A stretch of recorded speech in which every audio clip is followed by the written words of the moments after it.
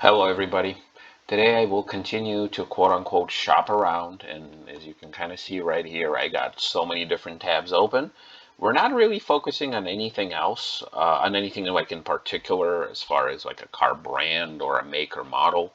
But I did open up a bunch of tabs for Buicks, Lincolns. Don't remember if there's anything else. I think on a Chevy Impala, but everything that I'm kind of interested in and the stuff that I would normally do on a dealership lot, I will do it now. Now keep in mind right here, I am filming this August 16th, and by the time you see this, it's probably going to be December. Like, I'm not even kidding when I say that. So forgive me in advance if any one of you is interested in any one of these vehicles. I mean, chances are they will be sold, but already by the time you see this. But at the same time, hey, there's not a whole lot of cars in the parking lots these days, so I am resorting to doing a search online through experimentation using car gurus with the best type of pictures. And we're going to start us off with Buick Lucernes. Now, I love Buick Lucernes. I never owned one. I owned a LaCrosse, and there will be a few LaCrosses in here as well. This particular one, 2007 CXS, so fully loaded, or I think the top of the line trim at the time, and I did see four sets, like four portholes. This particular one having 57,000 miles, and it's actually not too far away from me. So, I mean, unfortunately, the pictures, keep in mind, I did not pre-screen any of these pictures, so I don't know what's going to pop up, but what it looks like that's popping up is, oh, okay, here's a bigger pictures right here, but I love the black styling. I love the little fog lights right there. That was the kind of the signature mark of the CXS. The 8 portholes, signifies the V8, obviously. So there you go. Not a big fan of this top, honestly. I mean, there are certain cars that make it look okay, such as the town cars or the DTSs. These Lucernes, I'm not sure if they can if they can do it, especially with this combination. But nonetheless, you got dual exhaust, you have nice pictures, you got black on black, my favorite combo. I always like this little sliver of wood. I don't know why. To me, it screams classy for whatever reason, even though it's extremely plastic. Seeing a similar seat setup like you would find on a DTS of the era, and then I know that these little plastic things would always break if somebody weighs anything more than 100 pounds. But you know, okay, so you have heated and cooled seats. There was some buttons there in the dash. I love this little shifter there, although I do wish it was wood, which like it was on the DTS. But yeah, I mean, nice. No controls here. You can't even shut those off unless like pushing them down would close them. Yeah, nice big trunk, heated steering wheel. Although I am surprised that they did not have the wood trim. Now this isn't early on in this production run, so it's kind of interesting how they didn't include on the top of the line trim. But hey, and no sunroof. They never GM and Ford too. They were always stingy with their sunroofs. Oh yeah, here you go, heated cooled seats. All right, nice chromey. So yeah, I mean, if it wasn't for that roof, it's definitely a good car. In my mind, keep in mind, I'm not doing a whole lot with those. All right, sorry for that distraction. Getting calls, texts, emails, you name it. So moving along. Now, keep in mind that these tabs are not organized in any order, so you will see some stuff that's mixed in. But you can kind of see what kind of cars I'm interested in. Well, no surprise, right? 2008 Buick Lucerne CXL Special Edition. I'm not sure what's special, but I mean, I've seen this moniker before. I think they just maybe threw in a few extra things on top of whatever standard was for the CXL. 120,000 miles, quite a lot of mileage, I think, for these vehicles. But keep in mind, this is all pretend. Oh, nice giant pictures. Although now they're smaller. So let's see, it's a V6, not a V8. Okay, so nice color. Chrome wheels. I mean, although it's kind of hard to tell. The good old 3.8. It's probably not the same quality 3.8 like they had in the past, but 3.8 nonetheless. And yeah, that's kind of what I'm talking about. It's the Achilles heel of these cars, DTSs, these Buicks. Yeah, somehow this plastic would always break, and it's almost like this metal thing is protruding. So look, you got a nice wood steering wheel here, so maybe that's the special, in the special edition. Very weird discoloration here on the lumbar support button. I'm not sure why that's happening. All right, yeah, I don't know why. Like this circular wood kind of is interesting. Okay, heated seats, memory. So yeah, some of it was probably not standard on the CXL. I'm not sure which one. I'm not a scholar when it comes to these, but yeah, see, okay, so I love this shifter. Love the wood, top and the bottom piece. Not really caring about the fact that it doesn't have the nav. I mean, my town car doesn't have a nav, and I'm just fine. Sunroof, that's nice. Looks like they hauled a lot of dirty stuff in there. So, all right. Not sure if this is just the lighting or some sort of scratches all the way around. But yeah, you know what? These are nice and simple. I do wish that they would throw that plasticky wood around this bezel, or just get rid of this bezel. Just maybe make it the same color as everything else. But hey, you know, questionable choices. Heated steering wheel, nice. But yeah, I mean, I love this. I love these gauge pods. I know how they kind of glow, this bluish, greenish stuff.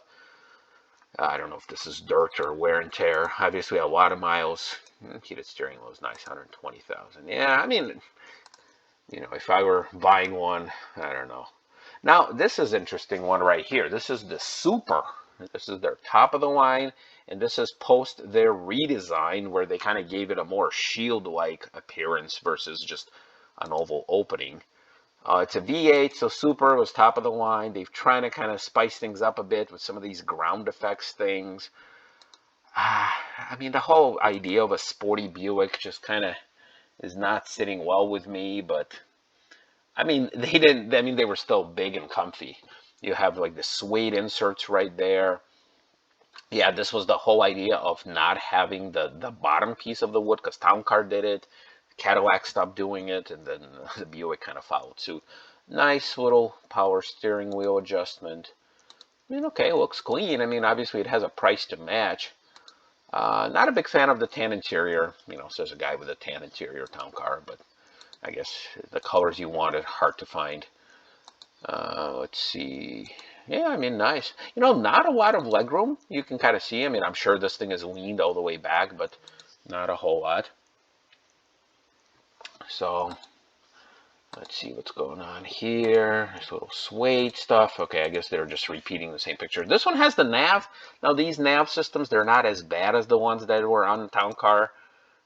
They were better, kind of like the next generation for the time period, but, you know, that doesn't say a whole lot. Obviously, any modern phone will blow these things out of proportion. And also, I kind of like the whole swoopiness and kind of how they integrated everything. I mean, I just love it. You know, I love it. Alrighty. Yeah, I mean, I would definitely consider this one. It's a bit pricey. It's in California. Obviously, you can't really make it a quick trip, but 38,000 miles. It's got that 292 horsepower, 4.6 liter.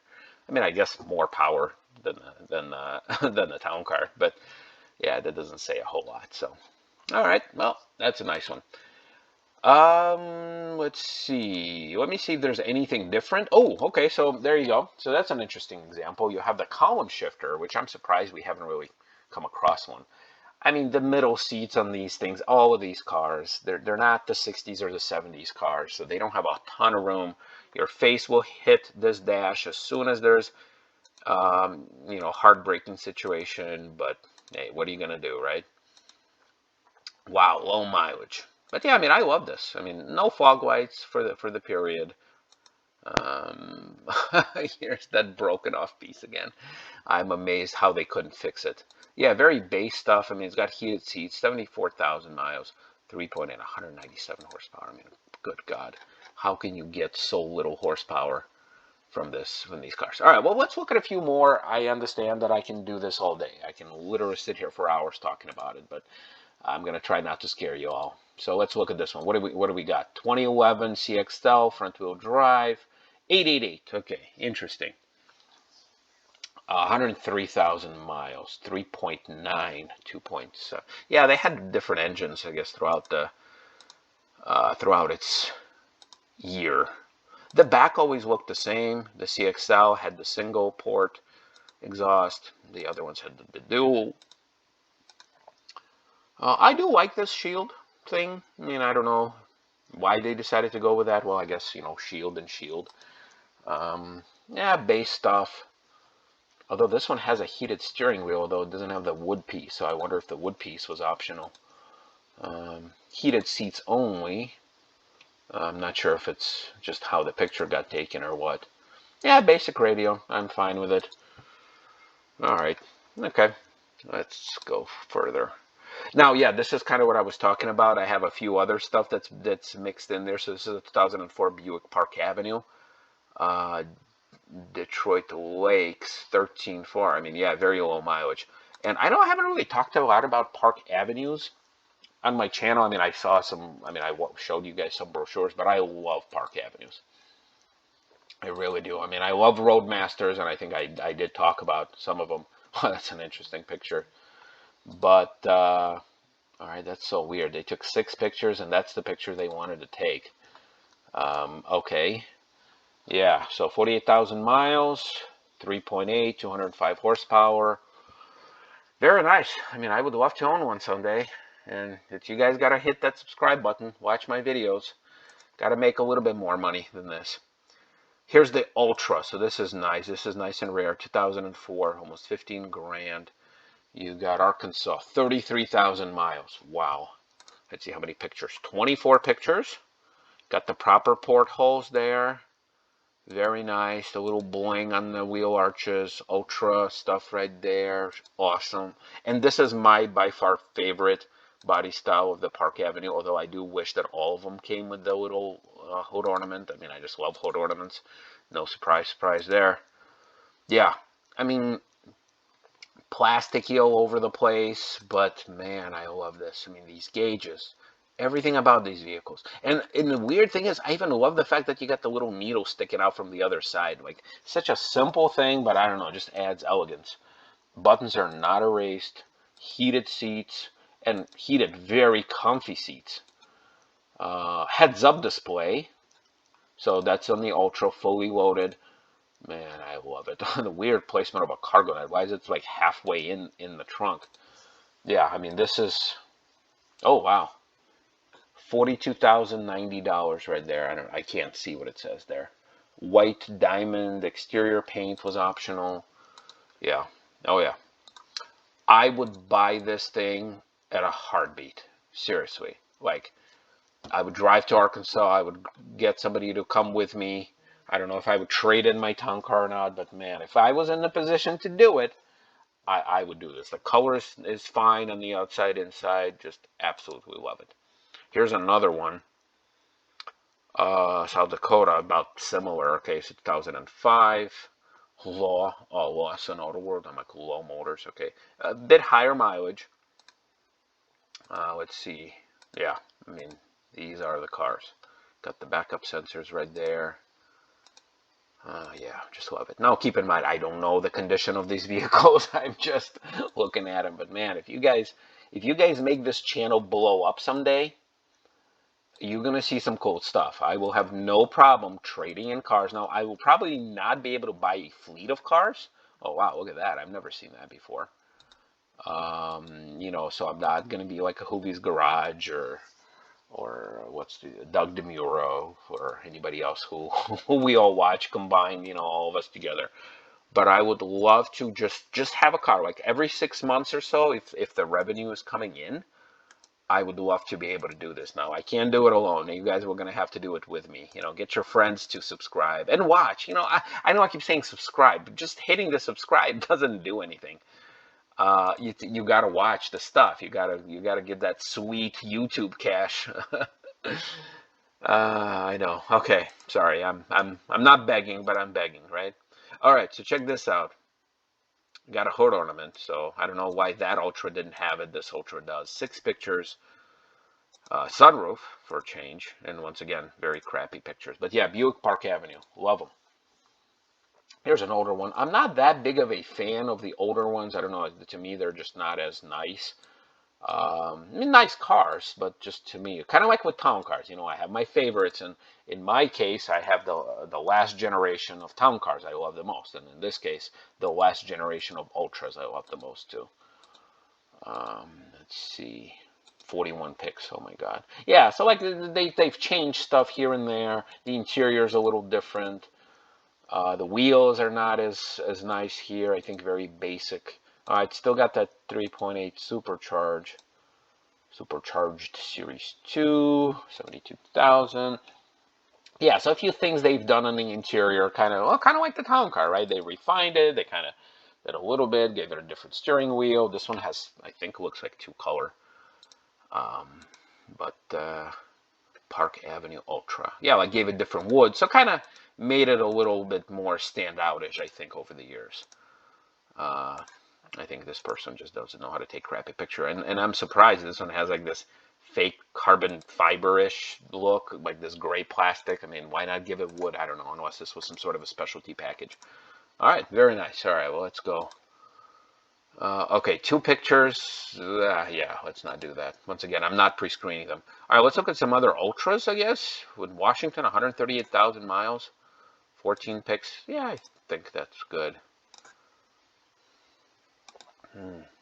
Absolutely love them. So, yep, the wood. Yeah, that's the one.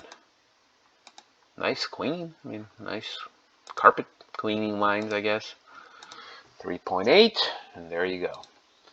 All right, so once again, there's probably going to be another Buick or two somewhere down the road, and I'll probably split up this video. Let's look at a couple older Lincolns. So you know, I'm going to look at Lincoln Continentals somewhere further down, and then this thing just popped up. 42,888, 1941 Lincoln Continental with 407 miles. I'm not sure how that's possible, but maybe it's, you know, restored engine or something. 6 pictures. Now, this is where they got their modern split wing thing. Now, here it obviously looks way better, simply because the whole car is made like this, kind of in this wedge shape. The modern interpretation, I think, looks pretty ugly, in my humble opinion, but man, I mean, how can you go wrong with this? No interior pictures, but I guess it's one of those things for a serious collector. They know what they're looking for. They didn't provide any kind of explanation or anything here. I think this car, oh, here is grounds up restoration. Every nut and bolt and the hours of detail into this vehicle are amazing. This car was entered into the Pacific Northwest Concours d'Elegance, winning first place. Okay, so obviously this is a collector's stuff here. All right, let's look at this thing right here, and then we'll wrap it up, and then the rest of them I'll just do a part 2 shopping. 1941 Continental, 26,900 miles. Okay, so what is this one? 19 has been pulled out of this vehicle, the original V8 motor. So they put a Cadillac engine in it. Okay, so they've, with nearly 3,000 worth of receipts from 2019, this vehicle is ready for the road. I mean, would somebody buy this thing just to drive around? Maybe. I mean, they got 100 pictures, for God's sakes, in here. I mean, there's something so special about the way that these, not just this car, but you know, cars of that era look. I mean, man. And this thing is a 2-door. Absolutely amazing. I mean, I'm not a collector. I don't know the condition. I don't know if this is period correct paint. Obviously, something is missing here. Okay, I've never seen the interior on one of these things, so that's nice. Questionable choice on red on yellowish orange. I guess kind of hard to see, I'm guessing. But again, I don't know if somebody would ever drive this thing around like a daily. Okay, nice Ford. All right, so they have a lot of, you know, like, okay. Well, we're gonna look through a few more and then we'll stop. I mean, God, I just want to sit here. just don't worry about the car being able to move. Just totally, just let me just sit here and smell it or something. I don't know. Is that a speaker? Did somebody stick a speaker in there for some reason? Or maybe it's original, but I doubt it. Yeah. And it's funny because back then, like, leather was not considered very, you know, high enough priority, because a lot of times leather was used just more as a durability for the driver, where velour or some other material was considered more upscale. All right, nice. I don't know what that means, but oh, V12. Okay, Lincoln Continental. Not sure what they're showing you here. So obviously, oh, okay. So it's not perfect. Okay, get it. So it's not perfect. That's why it costs less. Yeah, so paint is failing. All right. So, all right, everybody. We will see you next time with the rest of these tabs.